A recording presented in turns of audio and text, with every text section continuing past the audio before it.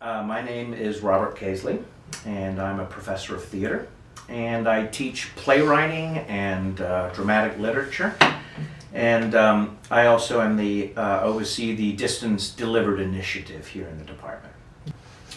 I came to the University of Idaho in the fall of 2001, and I came from Los Angeles, sort of returning to academia after having worked in feature film production and development. So yeah, it was kind of a homecoming to get back to teaching. I had taught previously at Illinois Wesleyan University. Oh, okay. Yeah. Cool. So why do you feel theater or performing arts programs, why do you feel that's important to the, I guess, the university at large, whether it be its culture or the students who get involved in it? Why do you think that's important for a school to have? I'm laughing because this is a touchy question for artists, because people in the arts think that this is a question to which the answer should be self-evident.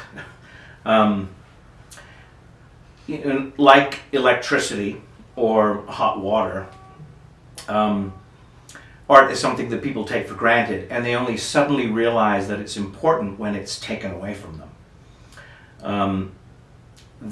But to answer your question, not to be cagey about it, but to answer your question, why is theater important? Why the performing arts are important? I think of all the art forms, performing arts are the most democratic. You read a novel alone. You may read a poem to your lover. Chances are, in this day and age, if you're watching TV or a film, you're doing so alone at home, you're streaming it, you're sitting on the couch. But the theater, it's a place where people of diverse backgrounds, people from all walks of life with different values, different belief systems, can all go to the same place and watch the same story being played out. And from that shared experience, the word is methexis, this ritual shared experience, you get to decide your commonalities with your fellow audience members. In other words, to quote the British playwright David Hare, theater at its very best ventilates democracy. It's a great quote. So I'm sure you've heard about WSU cutting its performing arts program. Did you know anyone? Did you know whether it be students or faculty who were in the program? Yeah, over the years I've known quite a few students, and in fact many of their undergraduate students came to UI for grad school. So it was in many ways a feeder program for our graduate degrees here. And I've known several faculty members over the years. Most recently, Ben Gonzalez and Mary Trotter. Mary actually came through the MFA program here. Oh, okay. So yeah, they are. The arts are a small community. We all know one another. We're all familiar with each other's work. We all try and support each other's work. They come and see our shows, we go see their shows. So yeah, it's a tight-knit group. That being said, does seeing something like that happen so close to here, does that ever make you nervous that maybe like this theater program might be next on the chopping block? Obviously, they're two different universities, two different financial situations, but we're seeing kind of a broad cutting of the arts kind of across the board everywhere. So does that ever make you nervous? Or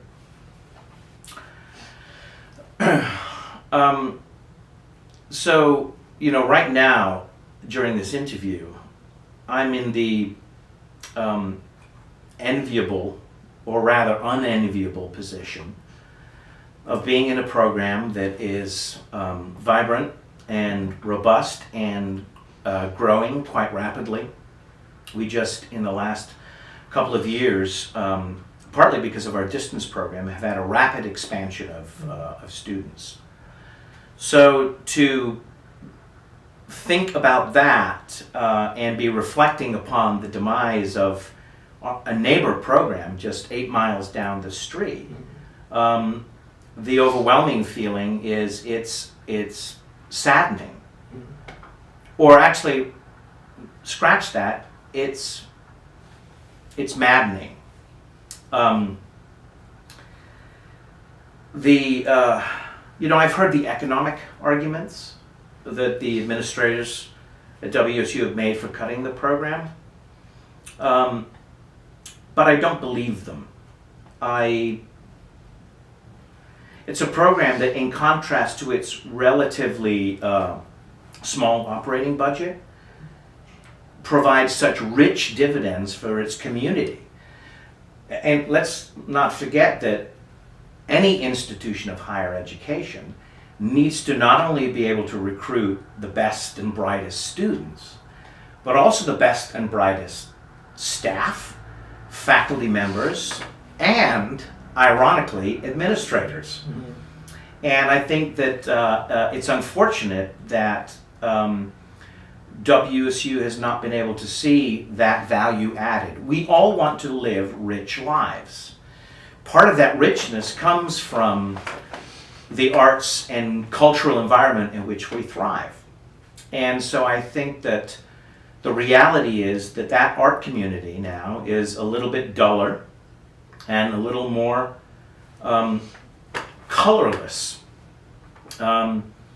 So yeah, it's maddening. Yeah. So I did an interview with Mary Trotter also last week, and she kind of echoed your statement where she doesn't believe that financials really had anything to do with it, because she said they were self-funding most of their performances. So I guess what do you think the difference between the administration here is compared to Idaho? Why do you think WSU seems to place so much less of a value on the program? Is it maybe just because our athletics have historically always been better, or do you think that has anything to do with it, or is it just one of those things where it's like... No, I actually, I think it's a historical problem. The Greeks gave us two things. They gave us, they gave us lots of things. But chief among them, they gave us theater and they gave us democracy. There's a wonderful play by Timberlake Wertenbaker. And in it, one of the characters extols the virtue of the theater by saying the Greeks believed it was a citizen's duty to attend the theater. They considered it work because it required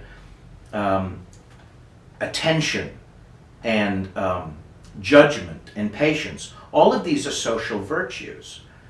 But the Greeks required their local wealthy business people to support the arts. And indeed, it was considered a great honor in Athens to be selected, to be one of the few people selected to support the arts.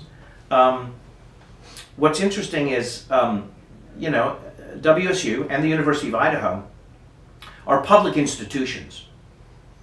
They are floated, by and large, by tax dollars and student tuition. That's what keeps it alive. And the majority of professional theaters around the country are not kept alive by large corporate donations.